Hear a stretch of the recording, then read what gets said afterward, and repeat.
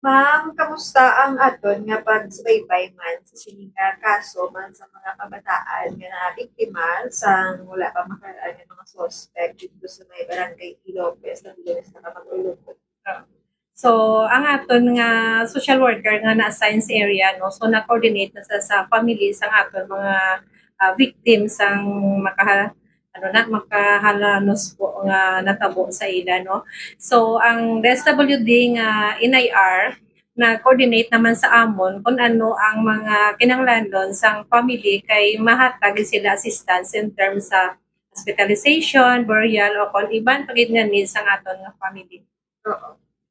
Bali, subong, ano ang kauna naton nga nabulig dito? So bali kagapon ang atong social worker si Mishina nagtawag na sa nanay kaso lang kay nang daw ara pa sila subong busy sa ospital so nag-schedule lang ang nanay nga makadto lang di siya if ever may available na siya ka time para sa kung ma-assess sila kung ano ang assistance kinahanglan nila. Oo. So, sa dito sa may lasting peace, ang ma-cater sa malera nila, isa man sa cater nyo. Oo, burial assistance. Burial Oo. assistance. So, Kagang ato nga LGU nga paagi kay mayor no nang wala gyud sila kapabaya so may worker gid si mayor nga nagapakadto pa kari sa regional hospital para ma-provide ang tanan kinahanglanon sa aton nga mga victims nga ara subong sa hospital. mm.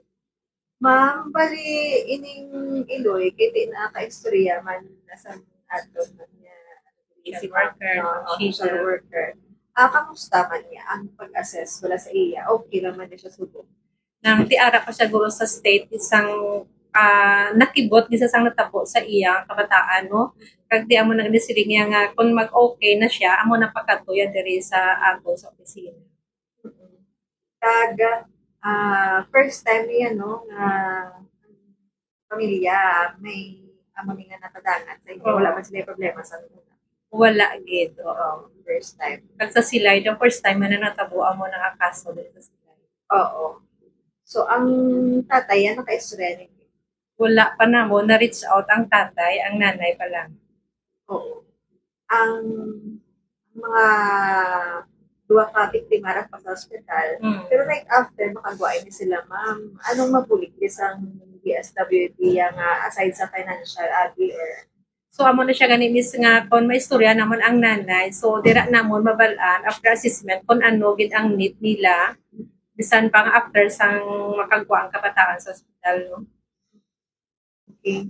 So, grabe, gini mga natabo sa pamilya Bornales kag ginakasuhat nga isa dali na bawian sa kabuki. Oo, mga kabataan ini ano ni ma'am ang statement di nga mahambal as ara ka mo sa ahensya sa o kung sa CSWDO. Oo, ang welfare gid bala sa most important ni mga kabataan ang di mo dira na mahambal. So mo na gani nga surgo ang maano gid namo no una no nga hindi pag-ibigin ang kabataan wala may nako-supervise sa ilang nga mga tigulang no.